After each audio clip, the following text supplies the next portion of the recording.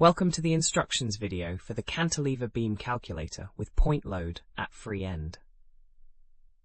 This calculator helps you determine the deflection, slope, bending moment and shear force when a concentrated load is applied at the tip of a cantilever beam. It's essential for designing safe and efficient structural elements. To use this calculator, you'll need to enter several key values. First, input the beam length in meters or your preferred unit.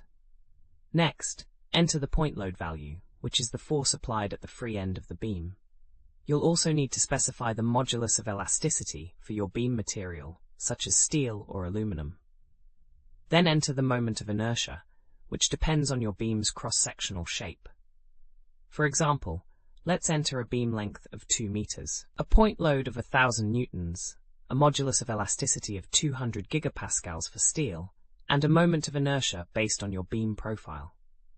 Once you click Calculate, the results will show you the maximum deflection at the free end, the slope angle, the maximum bending moment at the fixed support, and the shear force distribution along the beam.